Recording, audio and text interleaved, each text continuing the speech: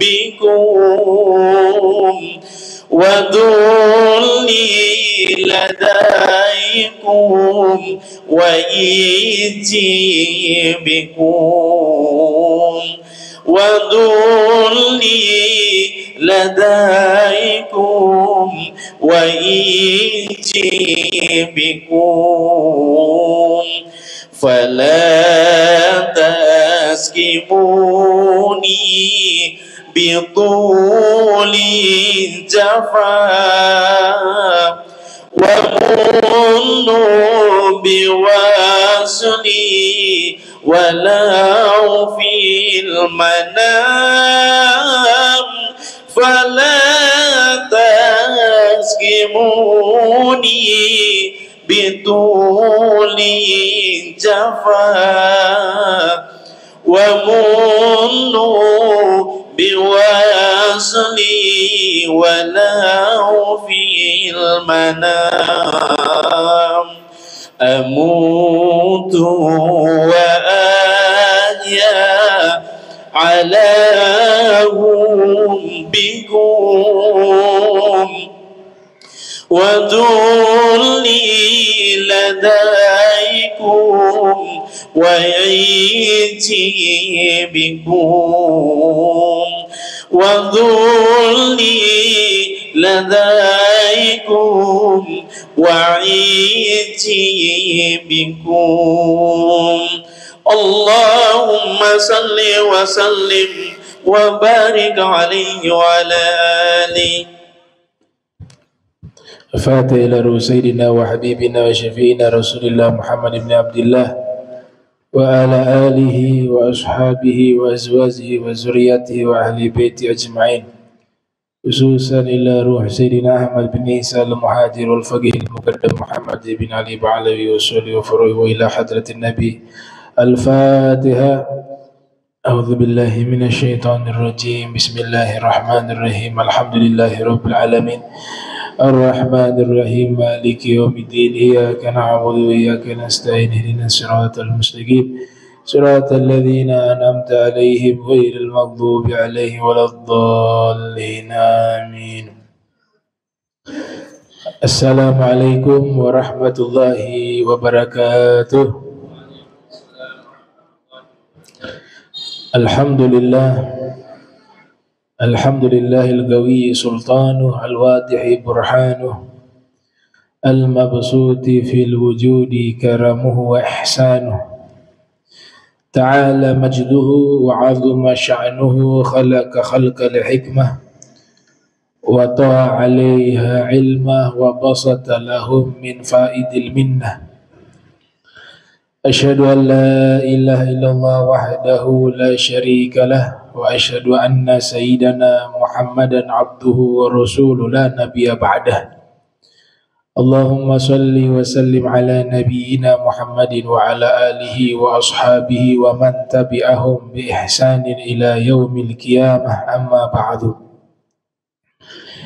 قال المصنف رحمه الله ورضي الله تعالى عنه وأرضاه ونفعنا به وبعلومه وأمدنا بأسراره وأعادنا من بركاته في الدارين. فصل. هؤلاء لا يعلمون أن الخير الذي يأتيهم أو الشر الذي يداهمهم إنما هو مقدر من عند الله. قال تعالى ولقد أخذنا آل فرعون بالسنين ونقص من الثمرات لعلهم يذكرون.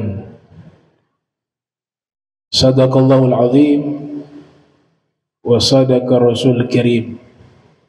Alhamdulillah, puji syukur kehadirat Allah, salawat salam tercurahkan kepada junjungan mulia Nabi kita tercinta Nabi Yuna Muhammad sallallahu alaihi wa alihi wa sahbihi wasallam dan seluruh sahabat beliau dan keluarga beliau serta umatnya yang senantiasa melaksanakan ajaran beliau hingga akhir masa nanti. Kita masih melanjutkan kisah Nabi Musa alaihissalam. Di sini Fir'aun mengatakan, jika ada hal yang baik maka itu berasal dari kami, tapi jika ada hal yang buruk itu semua sebabnya karena Nabi Musa dan pengikutnya. La ya'lamuna in annal khaira alladhi ya'tihim awi syarra alladhi yudahimuhum innama huwa muqaddarun min indillah. Fir'aun dan kaumnya ini tidak mengetahui bahwa seluruh kebaikan yang ada pada mereka ataupun yang buruk yang menimpa mereka, semua itu adalah muqaddar, sudah ditetapkan oleh Allah Subhanahu wa taala. Ini pembahasan akidah. Segala sesuatu yang ada di alam semesta ini tidak punya kekuatan, tidak punya kemampuan, terkecuali seluruhnya itu atas ketetapan dan kehendaknya Allah Subhanahu wa taala. Kalau keyakinannya Fir'aun, kebaikan dari kami, kalau keburukan dari Nabi Musa. Ini pemahaman, jangan sampai kita ikut. Maksudnya kalau kita mendapatkan kesuksesan, keberhasilan, jangan kita nyatakan ini karena saya, karena usaha saya sukses, karena ilmu saya berhasil, dan seterusnya. Itu akidahnya Fir'aun. Yang benar bagaimana? Semuanya dari Allah. Saya sukses karena Allah yang izinkan. Saya berhasil karena Allah yang izinkan. Begitu akidah. Akidah yang benar seperti itu. Kemudian mengatakan keburukan Nabi Musa yang penyebabnya, itu juga keliru. Makhluk tidak punya daya apa-apa. Maka dari sini bisa kita simpulkan ada 2 poin penting dalam masalah akidah ini. Ulama-ulama ahlul kalam menyebut dengan bab af'al makhluk, bab yang membahas perbuatan makhluk. Yang pertama yang dibahas adalah masalah ilmullah bi af'alil makhluk. Ilmunya Allah terhadap perbuatan-perbuatan makhluk. Ini yang pertama yang perlu kita kaji. Di dalam Al-Quran Allah Subhanahu wa ta'ala berfirman di surat Ali Imran ayat 5, Innallaha la yakhfa alaihi syai'un fil ardi wala fis sama'. Sesungguhnya Allah tidak ada sesuatu apapun yang tersembunyi bagi dirinya, di bumi maupun di langit. Syai'un dengan nakiro artinya segala sesuatu, tidak ada yang tersembunyi. Allah tahu semuanya. Ayat kedua di surat At-Talaq, di mana Allah Ta'ala berfirman, ya, di surat Al-An'am juga ada, wa indahu mafatihul ghaib la ya'lamuha illa huwa wa ya'lamu ma fil barri wa ya'lamu ma fil barri wa fil bahri. Allah tahu apa yang ada di darat dan di bumi, di lautan.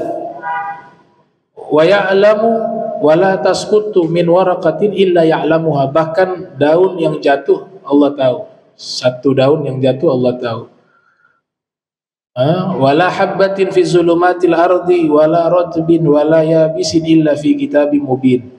Bahkan biji, satu butir biji yang berada di kegelapan di bumi ini, sesuatu yang basah, sesuatu yang kering, semuanya Allah tahu dan sudah tercatat di kitab yang nyata. Tadi di surat At-Talaq, wa anna Allah qad ahata bi kulli syai'in ilma. Wa anna Allah qad ahata bi kulli syai'in ilma. Ilmunya Allah mencakup segala sesuatu. Nah, kata sesuatu ini dalam ilmu akidah jadi pembahasan panjang. Kata syai'un, syai'un itu artinya sesuatu. Menurut Abu Bakar Al-Baqalani, beliau mengatakan jami'ul ma'lumat ala darbain. Segala sesuatu yang bisa diketahui dengan ilmu terbagi dua. Ma'adum wa mawjud. Sesuatu yang tidak ada dan sesuatu yang ada. Nah, Allah itu punya ilmu mencakup semua. Yang ada Allah tahu, yang belum ada juga Allah tahu. Ma'adum wa mawjud. Fal mawjud huwa syai' al-thabit al-kain. Wa li'anna ma'na asy-syai' annahu mawjud. Kemudian Imam Abu Bakar Al-Baqalani mengatakan sesuatu itu adalah Allah. Tapi jangan diartikan Allah itu sesuatu. Sesuatu yang dimaksud di situ adalah mawjud, sesuatu yang ada. Allah itu maha ada, mawjud. Thabit, kain, kokoh dan eksis sepanjang zaman. Dan makna dari sesuatu di situ adalah mawjud, ada. Jadi kalau kita ikut akidah Asy'ariyah, Allah disebut dengan syai'un, asy-syai', tapi artinya bukan sesuatu, artinya adalah al-mawjud. Allah itu ada, al-mawjud. Imam Ghazali juga mengatakan demikian di dalam syarah Al-Asma'il Husna, setelah menyebut sifat-sifat Allah, al-mawjud wasyai'u. Allah itu mawjud dan syai'. Bahkan dikatakan di dalam Al-Quran, Allah Ta'ala berfirman, Qul ayyu syai'in akbar syahadah qulillah.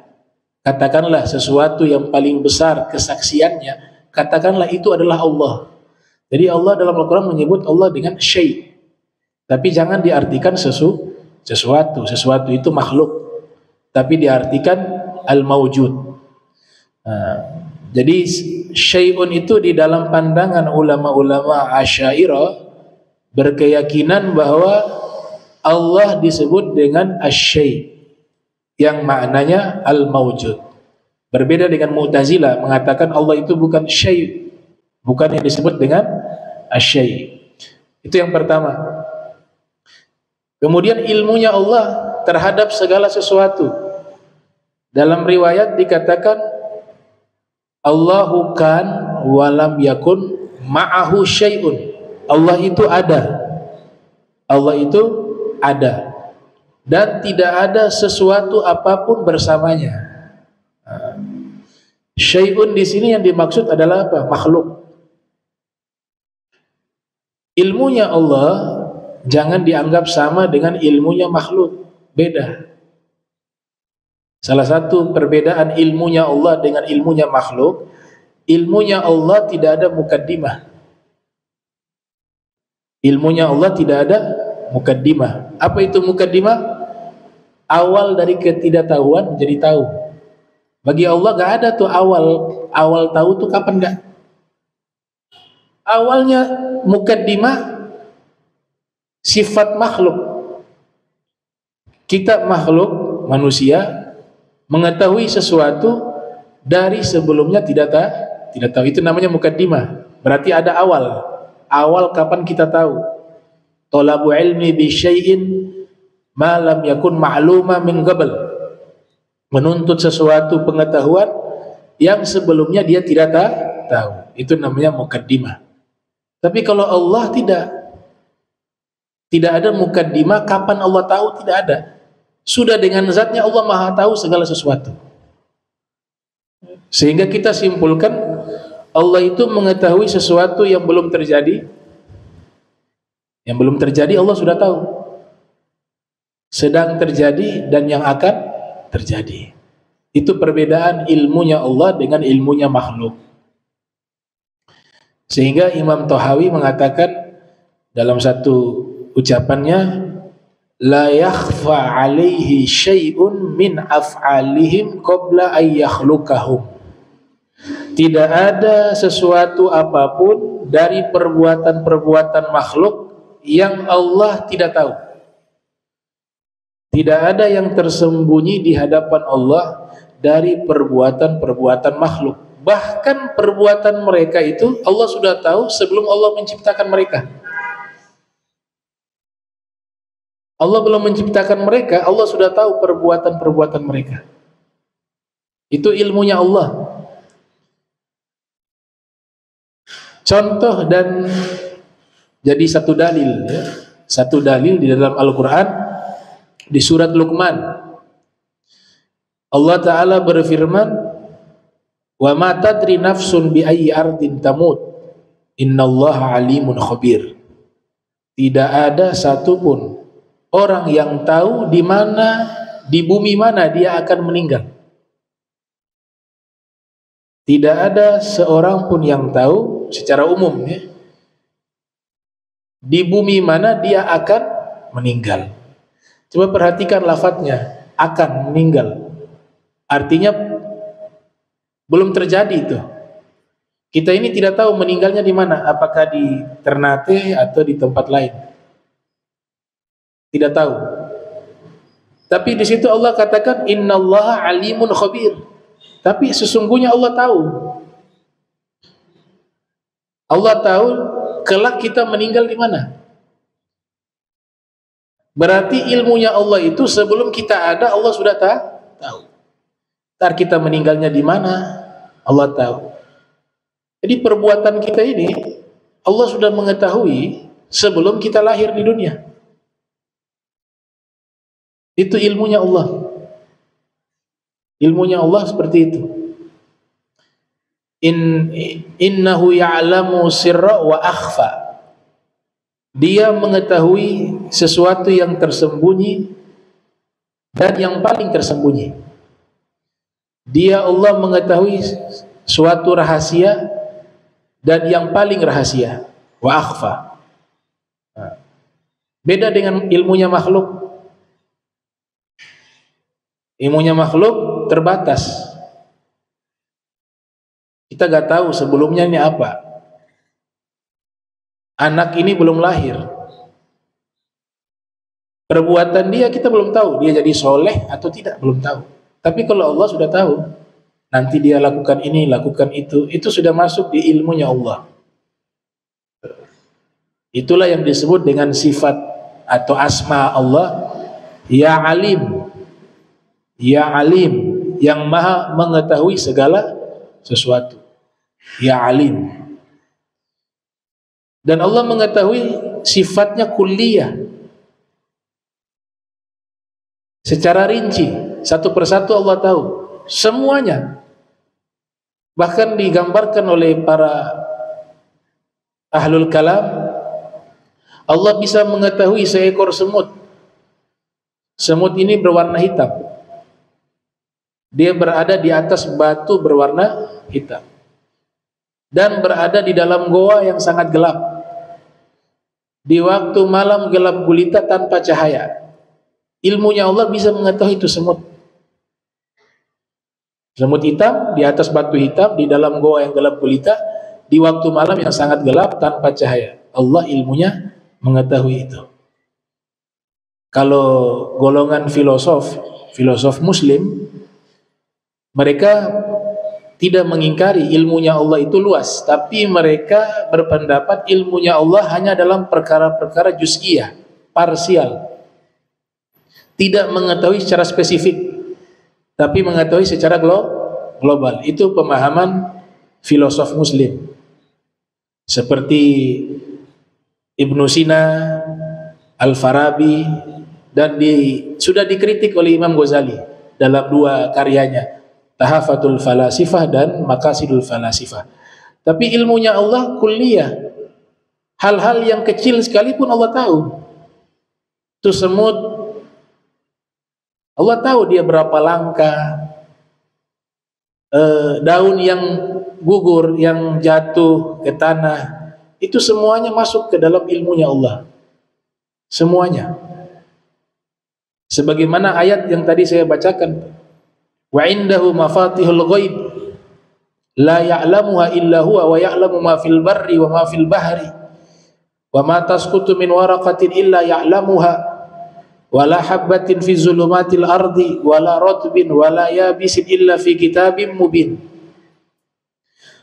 Kunci-kunci gaib ada di dalam ilmunya Allah. Tidak ada sesuatu apapun yang ada di darat maupun di laut, maupun daun yang gugur, atau satu biji yang jatuh di dalam kegelapan di bumi ini, sesuatu yang basah, sesuatu yang kering, semuanya itu berada dalam ilmunya Allah Subhanahu wa taala.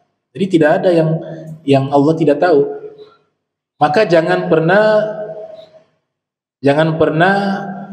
kita menganggap bahwa bahasa-bahasa istifham, pertanyaan dari Allah itu sebagai bentuk pertanyaan. Jangan. Di Al-Quran banyak ayat-ayat yang dimana Allah Ta'ala seakan-akan bertanya, wa ma tilka biyaminika ya Musa. Contoh di surat Toha, apa yang ada di tangan kananmu wahai Musa? Itu kan pertanyaan. Allah tahu tidak? Nabi Musa menjawab, ini tongkat ya Allah. Jangan kita menganggap ini pertanyaan dari Allah, jangan. Karena yang namanya pertanyaan adalah mencari pengetahuan terhadap sesuatu yang sebelumnya dia tidak tahu. Kalau orang bertanya berarti sebelumnya tidak tahu. Hasya wa kalla. Mustahil bagi Allah sebelumnya tidak tahu, apalagi hanya tongkat. Jadi ini bukan bentuk pertanyaan, tapi bentuk apa? Penghormatan. Allah menghormati Nabi Musa, maka diajak ngobrol. Tashrifan lil mukhatab. Gitu. Jadi Allah tidak pernah bertanya, karena Allah Maha tahu. Sehingga ditambahkan keterangan baik di dalam hadis Rasul atau tambahan dari para ulama, selalu ada kalimat Allahu a'lam. Ya, Allah Maha tahu segala sesuatu. Nah, ini gambaran ilmunya Allah, karena nanti punya korelasi dengan perbuatan kita, perbuatan makhluk. Kemudian poin kedua, tadi pernyataan Imam Tohawi mengatakan bahwa la yakhfa alaihi syai'un min af'alihim qabla an yakhluqahum. Tidak ada sesuatu apapun yang tersembunyi bagi Allah dari perbuatan-perbuatan makhluk, bahkan sebelum Allah ciptakan mereka. Berarti perbuatan kita ini, sekalipun kita belum ada di bumi ini, Allah sudah tahu ketika hidup di bumi, perbuatan kita ini apa sepanjang hidup. Nah, itu ilmunya Allah. Muncul pertanyaan. Di sini ada 3 firqah besar. Ini pembahasan ilmu kalam ya, jadi sedikit pusing. Sedikit pusing, tapi karena memang Di sini Fir'aun mengatakan bahwa kebaikan dari kami, keburukan dari Musa, berarti nisbat perbuatan itu kepada makhluk. Pertama yang harus kita pegang, kita yakini bahwa Allah memiliki kekuasaan mutlak. Kekuasaan mutlak. Kita semua ini tahta qahrihi. Kalau bahasa para ulama, tahta qahrihi. Kita semua ini di bawah kendalinya Allah. Di bawah kendalinya Allah kita.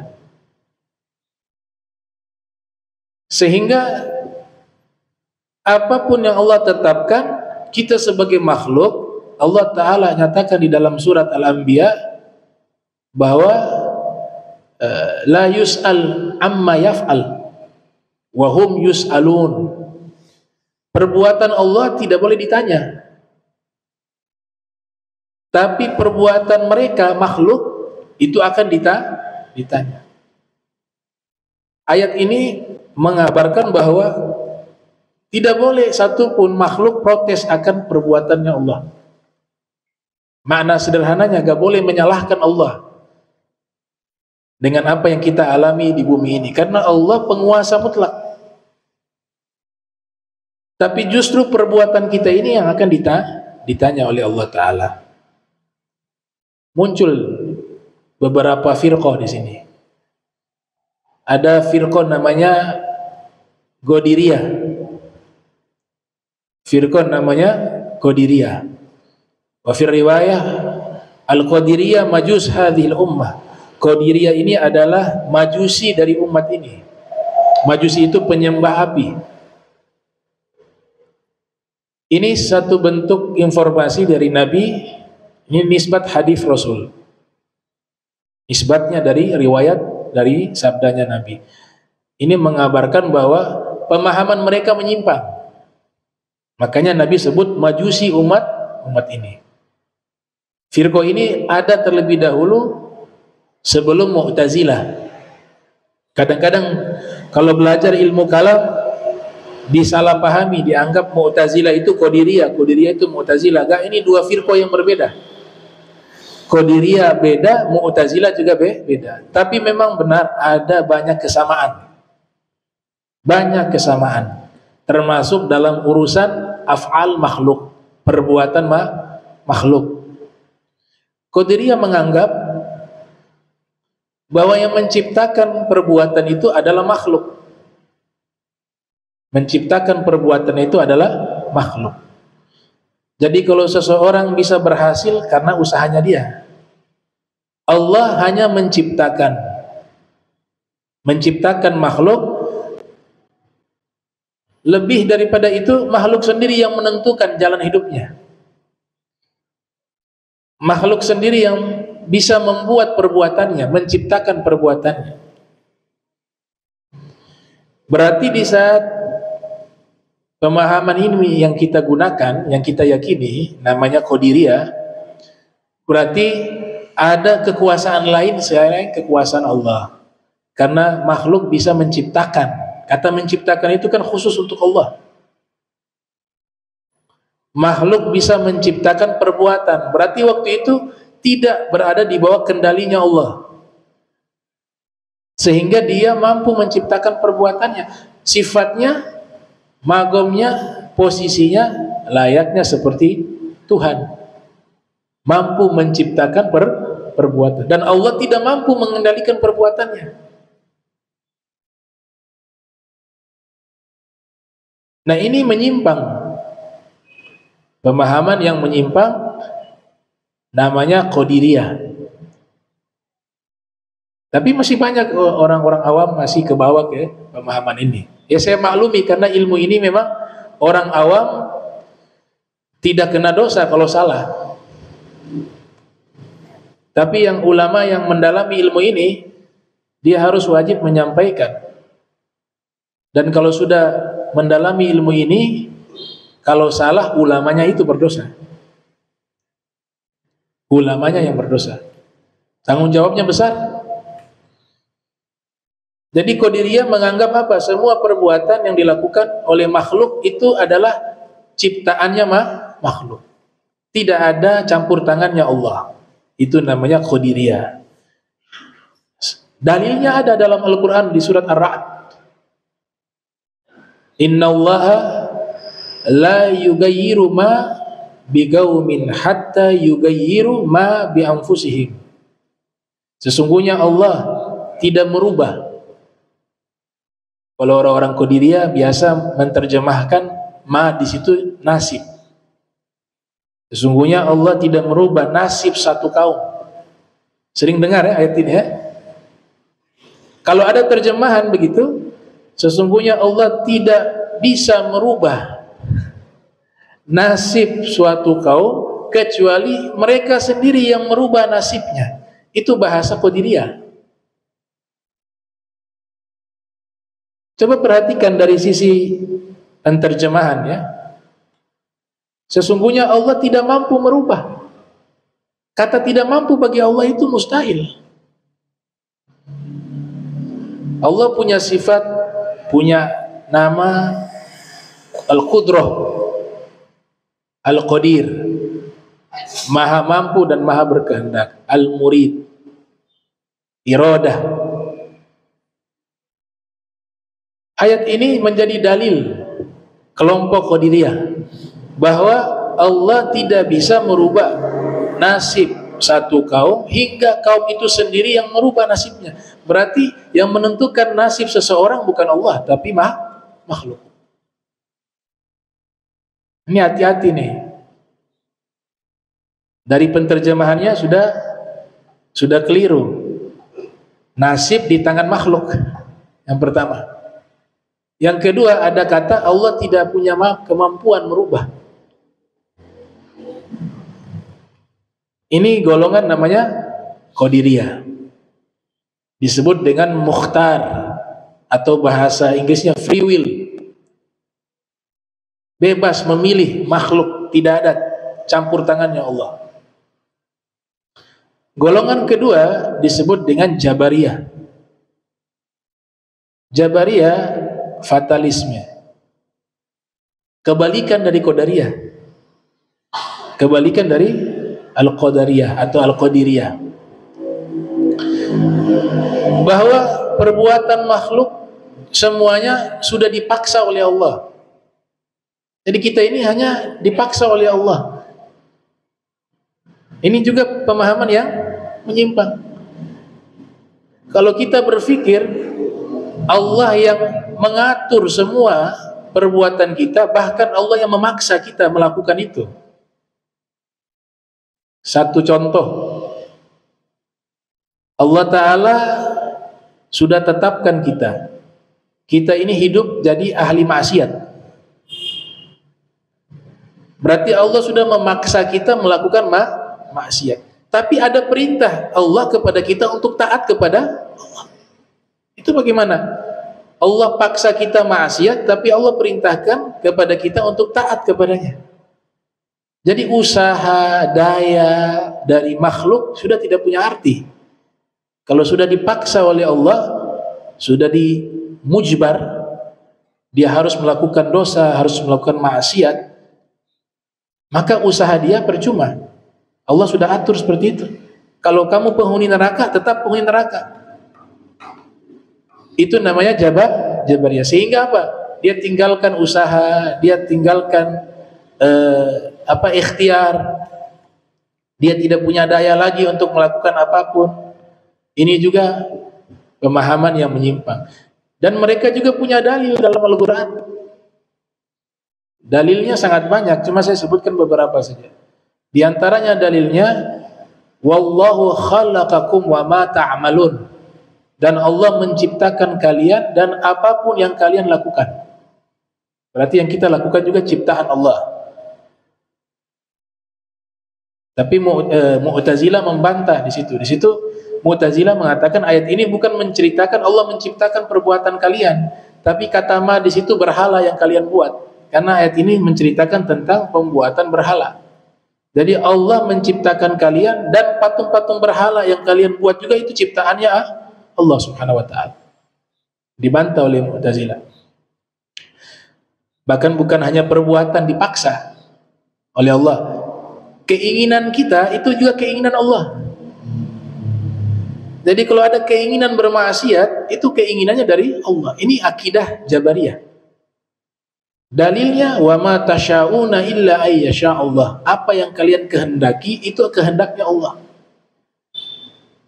Ini dua firqah yang dianggap menyimpang. Kita ahli sunnah wal jamaah ikut kepada Asy'ariyah dan Maturidiyah, pemahamannya moderat di antara dua ini,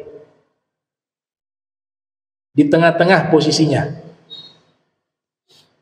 Imam Ghazali menulis kitab berjudul Al-Iqtisad fil I'tiqad, Hujjatul Islam Abu Hamid Al-Ghazali yang lahir 450 Hijriah, wafat 505 Hijriah, menulis kitab akidah judulnya Moderat di dalam Akidah, Al-Iqtisad fil I'tiqad. Nanti saya jelaskan akidah kita yang benar itu seperti apa sih, sehingga jangan sampai kita masuk ke Qadiriyah atau ke Jabariyah. Dan kadang-kadang orang-orang awam masuk ke situ, paling banyak ke Qadiriyah. Jadi kita posisinya di tengah. Imam Ghazali mengatakan di dalam kitab Al-Iqtisad fil I'tiqad, juga Imam Fakhruddin Ar-Razi, kita ini sama-sama dalilnya itu juga bisa. Ahli sunnah punya dalil mengumpulkan semua. Tadi kalau Jabariyah punya sesuai dengan akidah mereka, ambil ayat sepotong. Qadariyah juga begitu, ngambil ayat sesuai akidah mereka, diambil sepotong. Tapi kalau ahli sunnah ngambil semua. Semua dalil ini tidak dipahami secara teks saja, dipahami juga secara konteks. Pertama, akidah kita ahli sunnah wal jamaah yang pertama, indal Asy'ariyah, bahwa perbuatan makhluk itu benar. Af'alul makhluki makhluqah. Perbuatan makhluk adalah makhluk. Ma siwallah, kullu syai'in ma siwallah. Segala sesuatu selain Allah dinamakan makhluk. Termasuk perbuatan makhluk juga makhluk. Ini pernyataan Fakhruddin Ar-Razi di dalam At-Tafsir Al-Kabir, lahir 544 Hijriah, wafat 606 Hijriah. Imam Ghazali juga menyatakan hal yang sama. Beliau lahir 450, wafat 505 Hijriah. Tapi perbedaannya ada dengan Qadiriyah. Qadiriyah juga meyakini, Jabariyah meyakini bahwa perbuatan makhluk juga makhluk. Artinya Allah yang mengatur. Itu benar. Tapi ada perbedaan dengan Asy'ariyah. Namanya al-kasbu, daya. Al-Imam Abu Bakar Al-Baqqalani menyatakan kita diberikan daya sekian persen oleh Allah untuk memilih, ikut andil di dalam penentuan takdir. Berarti posisi di tengah. Jadi bukan kita fatalisme, pasrah bahwa sudah ketetapan Allah mutlak, mujbar. Kita dipaksa oleh Allah melakukan itu. Kalau ini yang dipakai ketika orang melakukan satu pelanggaran, dengan mudah menuduh Allah. Saya mencuri, ya memang Allah paksa saya untuk melakukan mencuri. Padahal ada kasbu, ada daya yang dia bisa memilih. Itu perbuatan salah, gak boleh saya lakukan. Itu perbuatan baik, saya harus lakukan. Itu ahli sunnah wal jamaah meyakini ada yang namanya al-kasbu. Ini pernyataan Imam Juwaini dan Abu Bakar Al-Baqqalani. Dan dalilnya ada. Dalilnya di dalam Al-Quran. Laha ma kasabat wa alaiha maktasabat. Usaha melakukan taat, maka dia akan dapat ketaatan itu, dapat pahala. Dan ada daya ingin melakukan dosa, maka dia akan mendapatkan dosa. Maka tidak boleh menyalahkan kepada Allah Ta'ala. Walaupun memang benar, semua diatur oleh Allah. Tapi ada kasbun, ada daya yang Allah berikan kepada kita, sekian persen, untuk bisa kita tentukan ke arah mana kita, ke arah yang baik atau arah yang buruk. Maka dikatakan dalam hadis diriwayatkan oleh Imam Muslim yang lahir tahun 204 Hijriah, wafat 261 Hijriah, faman wajada khaira falyahmadillah wa man wajada ghaira dzalik fala yalumanna illa nafsah. Kalau kalian dapati atau seseorang mendapati satu kebaikan, terima kasih sama Allah, itu dari Allah. Tapi jika didapati keburukan, jangan salahkan Allah, salahkan diri sendiri, karena ada al-kasbu di situ. Allah kasih daya untuk memilih walaupun sekian persen. Nah, inilah berada posisi di tengah, tidak ke pihak Qadiriyah, juga tidak ke Jabariyah. Namanya kasbun. Kasbun itu istilah ahli sunnah wal jamaah indal asy'ariyah wal maturidiyah.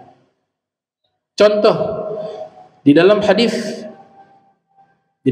Nabi pernah mengatakan la adwa wala tiyarah wala safar wala hammah. Riwayat Abu Daud di dalam sunannya, lahir 202 Hijriah, wafat 275 Hijriah. Nabi katakan tidak ada penyakit menular. Tidak ada penyakit menular. Tidak ada yang namanya sial. Tidak ada yang namanya bulan yang sial, bulan Safar. Tidak ada yang namanya wabah penyakit atau hama. Ini hadis, kalau kita lihat, dia akan bertabrakan dengan hadis yang lain.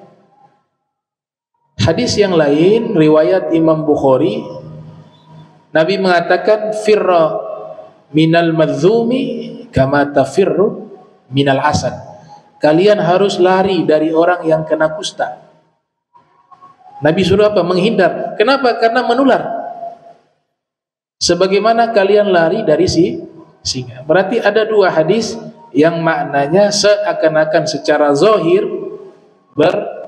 bertabrakan, kontradiksi.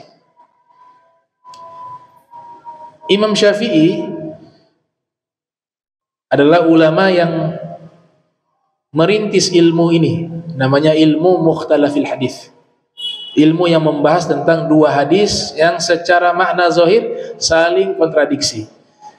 3 cara yang dilakukan oleh Imam Syafi'i untuk bisa memahami hadis ini: al-jam'u wan nasikh wa mansukh wa tarjih.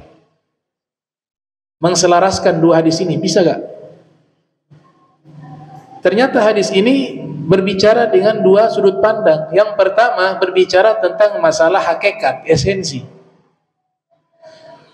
Yang kedua berbicara tentang hukum kausalitas.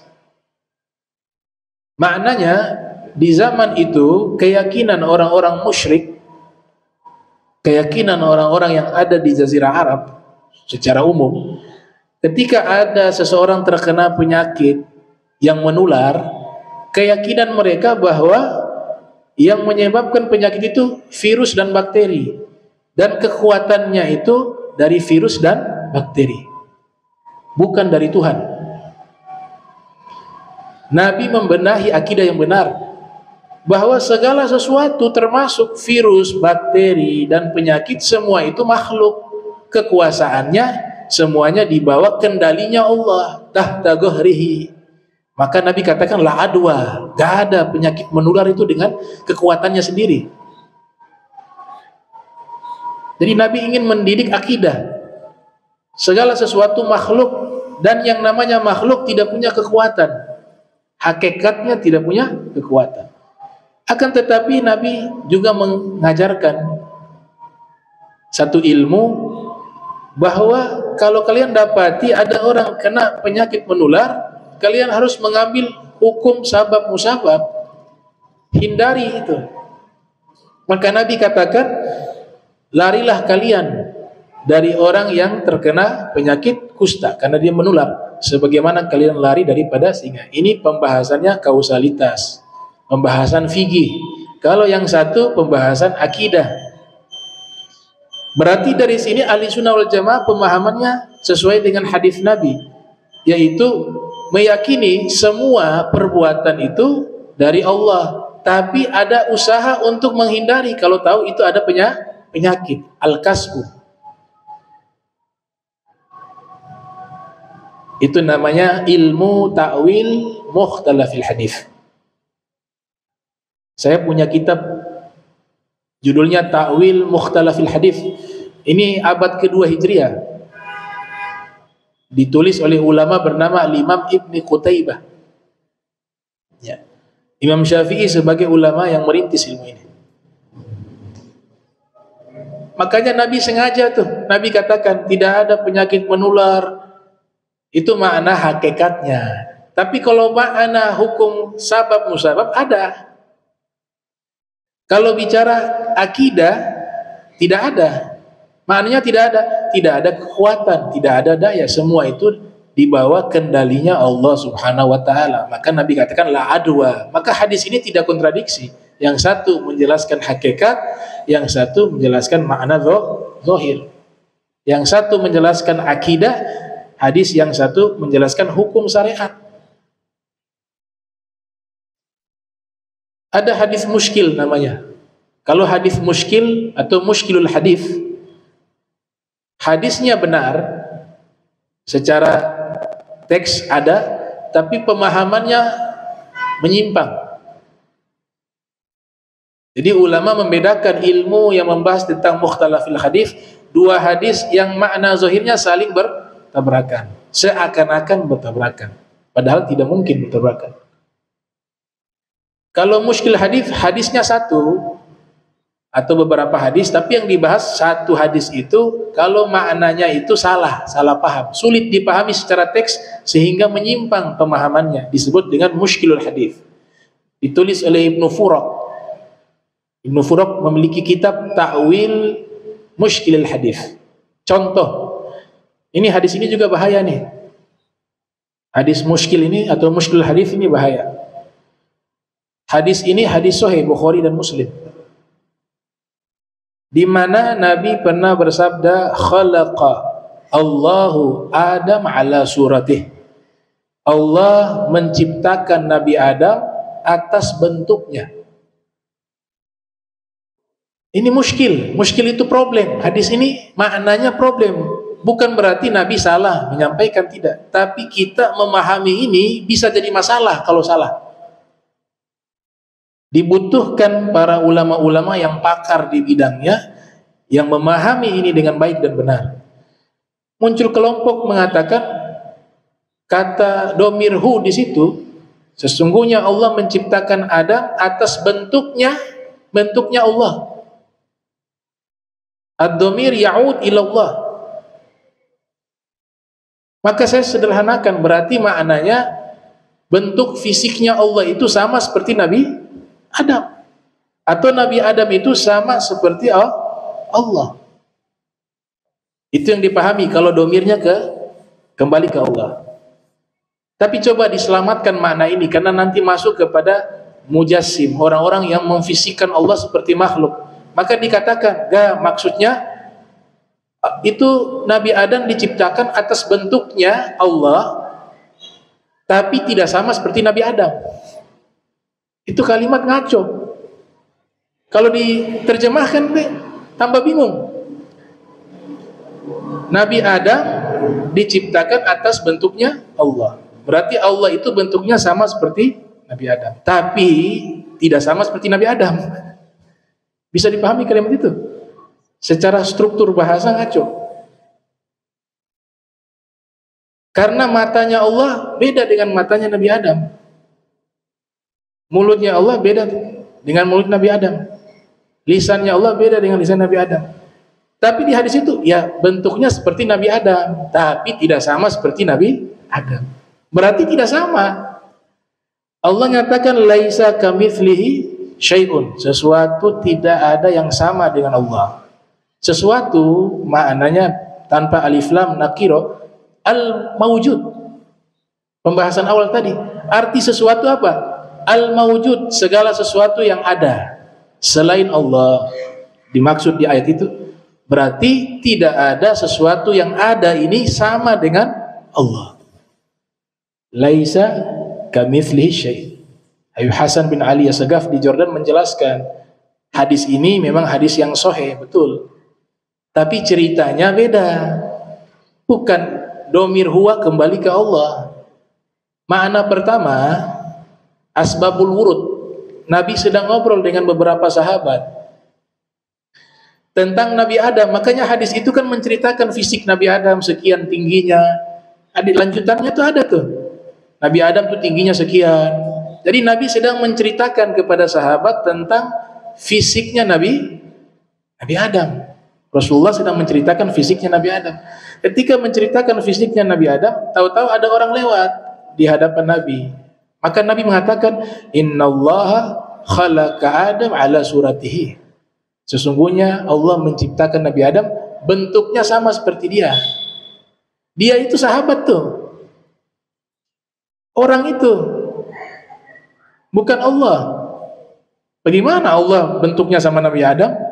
Nabi Adam bentuknya sama seperti Allah. Sudah menyamakan, tetap mau menghindar bagaimanapun. Kalau dobirnya kembali kepada Allah, tetap akan kita samakan Allah dengan Nabi Adam.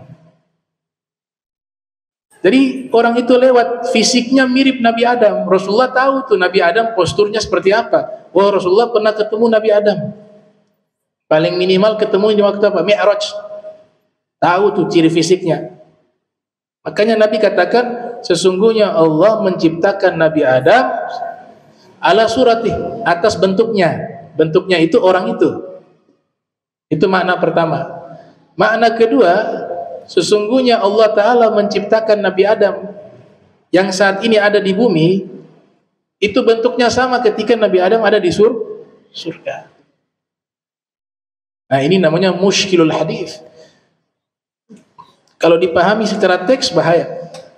Belum lagi ada yang mengatakan Nabi Adam, ya, bukan Nabi Adam, Allah seperti pemuda yang tampan. Ada golongan mujassimah mengatakan hadis ini hadis yang sahih. Nabi mengatakan ra'aitu rabbi fi surati syabin amrat wa alaihi hullatul hamra. Saya melihat Allah dengan wujud fisik pemuda yang tampan, yang tidak berkumis, tidak berjenggot, menggunakan baju berwarna merah. Hadza hadis batil, hadis batil. Gak boleh dipercaya. Hadis palsu dan batil. Bahkan Said Abdul Aziz Al-Ghumari menulis kitab Al-Qaulul Athad fi ibtalil hadis ra'aitu rabbi fi surati syab amrat. Kitab itu membantah bahwa hadis itu adalah hadis Nabi, itu adalah hadis palsu dan batil. Karena memfisikan Allah seperti manusia. Nah, ini mushkilul hadis dan juga mukhtaliful hadis atau mukhtalaful hadis. Kemudian terakhir yang saya ingin sampaikan, tugas kita bukan memikirkan takdir atau qada. Hidup di dunia berbuat baik itu sudah menentukan usahamu untuk menjadi ahli surga. Takdir nanti masuk neraka dan seterusnya bukan urusan kita. Itu urusannya Allah.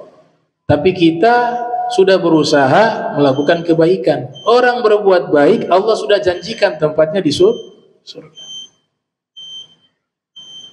Ada presiden ke-16 Amerika dulu, Abraham Lincoln atau Lincoln. Dia kan mengatakan, when I do good, I feel good.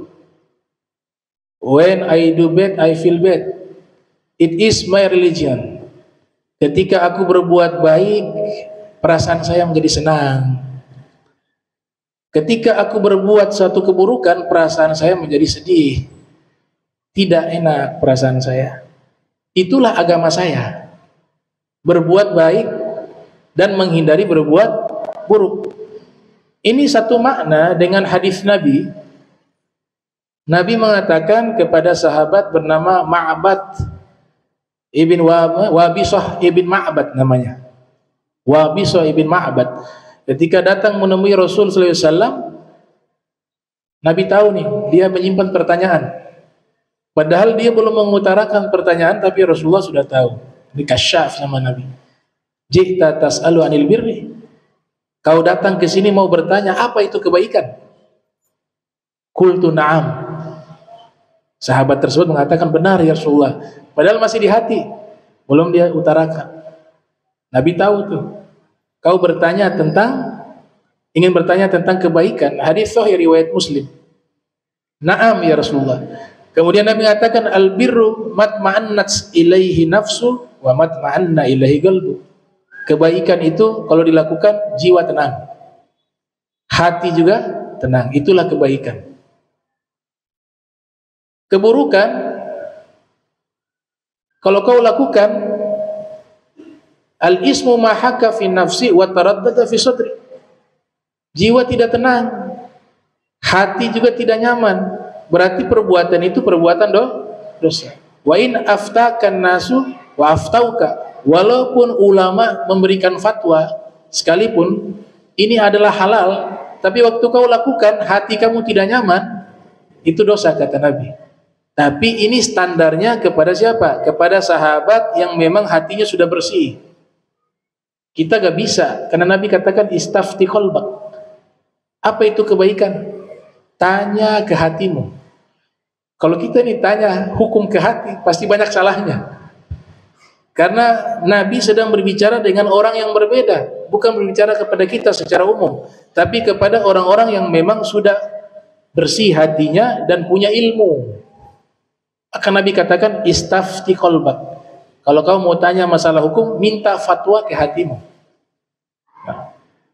Nah ini konsep keyakinan tentang perbuatan makhluk. Nah insyaallah kita lanjutkan di pertemuan berikutnya. Subhanaka bihamdika asyhadu an la ilaha illa anta astaghfiruka wa atubu ilaihi wa sallallahu alaihi Muhammadin wa ala alihi wa sahbihi wa barik wasallam wa lafu minkum wassalamu alaikum warahmatullahi wabarakatuh.